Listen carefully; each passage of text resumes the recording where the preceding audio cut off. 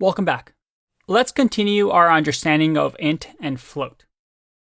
We talked about the idea of these two data types and how we can use operations on them that we're familiar with from math class, plus a few ones that maybe we haven't seen before, such as modulo or the double slash, or the double multiply for the power of. Now, this is really cool because we can get our computers to do, well, math for us, like a calculator, right? But a programming language also provides for us different actions that we can perform.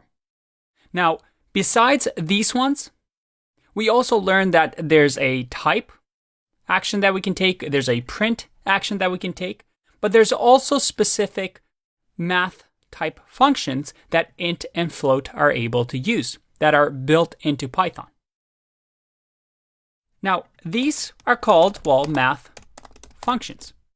And functions, something we'll talk about later on, are these actions that we've been talking about. Remember our diagram here? We're starting to learn about the data types and the actions that we can perform on them.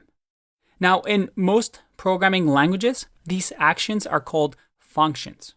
And we have a whole section on them. But for now, there's some functions that we can use. So this is a print function, this is a type function. But there's specific math functions, such as round. And you see right away, when I type, REPL is a tool like an IDE that hints and tells us what we can add.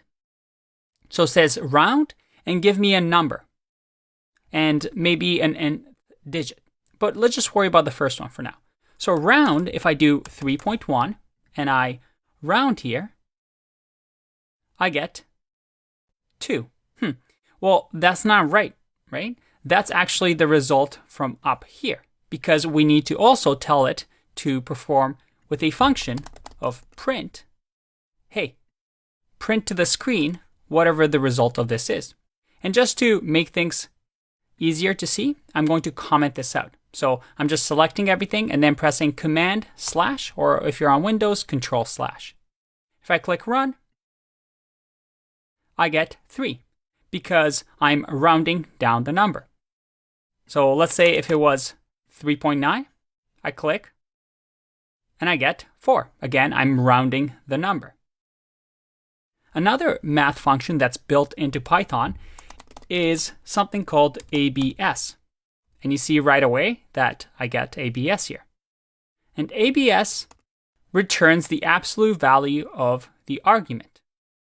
And again, for those that aren't too familiar with math, an absolute value simply means, well, no negative numbers. So an absolute value of negative 20 is 20. And now, because we know about math functions, I can start Googling, right? I can say, hey, I'm a Python programmer and I want to learn about math functions. Well, I can go Python 3 math functions. And look at that. Right away, Google tells me that there's a ton that we can use. You don't have to memorize all of these. As a matter of fact, some of these I've never ever used in my programming career. But it's good to know that they have these tools available to you. And as a programmer, this is something that you'll have to get used to. The idea that you won't actually memorize every single action that we can take for each data type. Because some of these are very rarely used. Some of them you'll never use in your career. The key is to understand how to Google them and how to find them. And throughout this course, I will show you the important ones that you're going to see over and over and over.